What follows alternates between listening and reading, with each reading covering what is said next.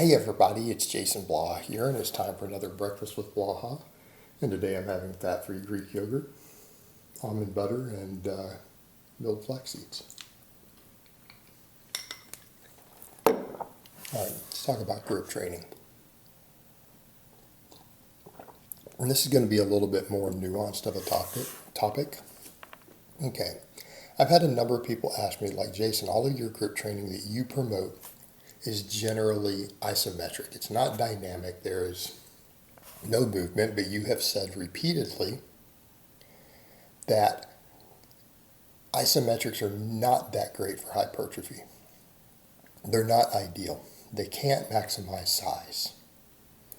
So the question becomes, well, why are you discussing this for grip, and why does that seem to be the only real grip training that you do? And I think that's a good question. That's a fair question. And I want people to think about the difference here. The difference is grip training is not actually really about hypertrophy. And that's the thing to keep in mind. Grip training involves a lot of tendons, hypertrophying tendons. And tendons are not muscles. We're not dealing with individual fibers that have to be recruited through the length of it. Okay, that's number one. Number two, there's a large neuromuscular component.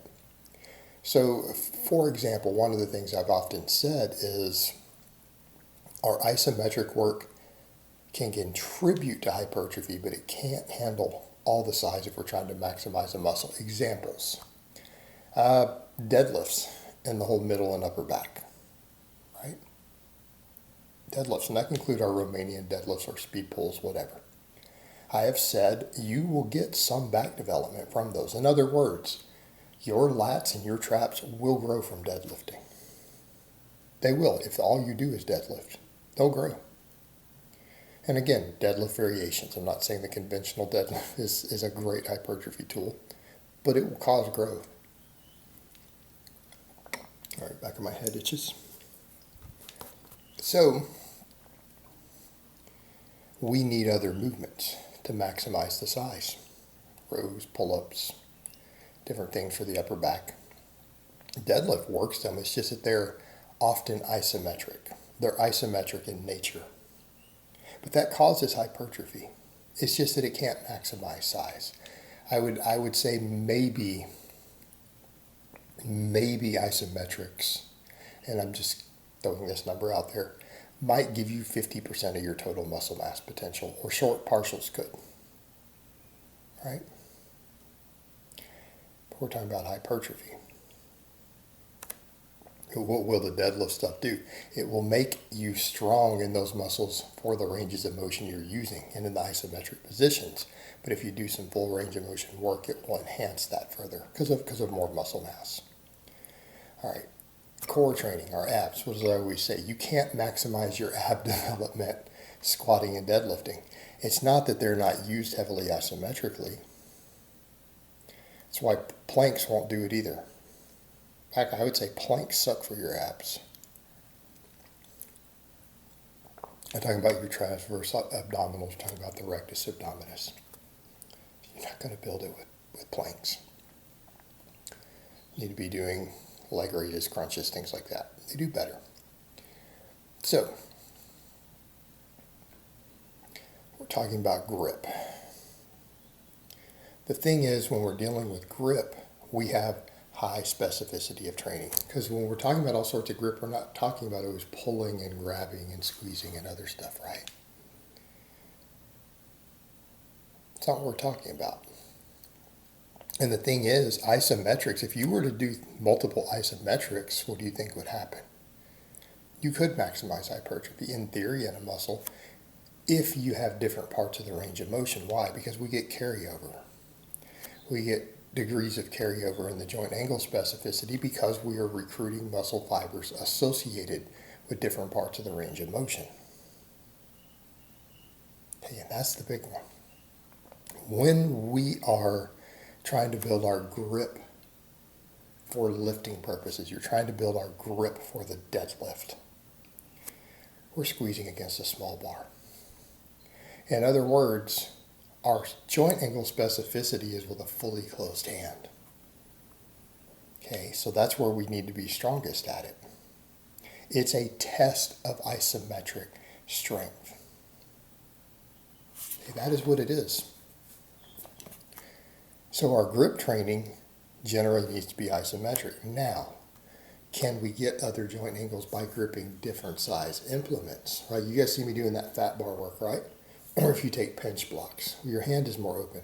Now we're getting more joint angles. But we're also still learning to squeeze and test isometrically, because that is what we're testing when we deadlift. Right? That's what's going to determine if you can hold on to the bar, is your isometric strength at those joint angles. Now there'll be carryover because there is hypertrophy and tendons are still being built with the fatter implements. Even though it's at a slightly different grip angle, it's at a close enough grip angle to get carryover, because again, look how much the hand opens and closes with all this versus just this versus this. Not that much difference. Right? And it involves the muscles in the hand, mostly muscles of the forearm. But because we're still dealing with that isometrics, we are building the tendons. Connective tissue is an enormous part of it. Right, we've got the joint angle specificity component, the hypertrophy component, and we have the tendons. The tendons are going to get built with any of it. So what do I mean examples of grip training? How should we be grip training to improve our deadlift? Opening and closing stuff, grippers you do for long range of motion, I have never found to particularly help my deadlift. A lot of other people feel the same. They're great for some grip specialization training. Right? Captains of Crush grippers, I have several pairs. They're great for showing grip strength, like testing on the Captains of Crush grippers is its own test of crushing strength. Right? But if we're trying to get stronger to hold onto a barbell, we need to have the isometric strength with a closed hand. So what do? Dead hangs. Dead hangs are one of my favorites. It's on that bar behind me, which is slightly fatter than a barbell. So it's actually a little harder. I do fat bar work. You guys see me do some fat bar work with the, or also called an axle bar. Phenomenal for grip. Those things have done the most, but someone would say, well, what happens if I don't have access to a bar like that? Just do barbell holds, double overhand barbell holds. Now, you'll also get people who say, well, won't my deadlifting or whatever help with that? No, not really. Training mixed grip, it's kind of like I talk about your abs may not get strong enough if you're just squatting and deadlifting. On the mixed grip, it doesn't train your grip that well. And a lot of people have found that to be true. You really need either barbell holds or the double overhand holds to build grip. Now your rowing and stuff can do a lot of that. You could do some double overhand deadlifts, but I'll get clients who go, well, I'm trying to do my speed pulls with double overhand to work on my grip. And I'm like, stop doing that. You're wasting a speed pull. It's going to be slower. Okay, if you want to do double overhand work to build your grip, and that's a good way to build it, it needs to be separate. Don't take your primary movements and do it. Do it as its own separate training. You want to do some double overhand deadlifts with sub-maximal weight, because it's not going to be that heavy for you. People say, well, it's heavy, I'm really good at it, and I can do 3 reps with 405, but they have a 525 deadlift. You're not getting much training response from that. Just your grip, and that's okay. You do barbell holds, dead hangs, farmer's walks, loaded carries. I have never found loaded carries to help with my grip, me personally. I don't know why, I just don't.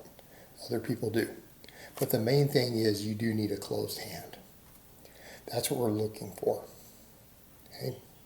That's what we want.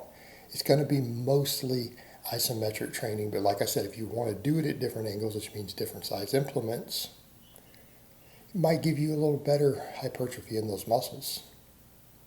So it's worth pursuing. And if you want bigger forearms. Okay. But keep in mind, the grip muscles are not the only muscles involved in the forearm. Just a little bit of context there. All right, guys, but that's really all I have to say on that today. I hope it's been informative, and I will talk to you guys next time.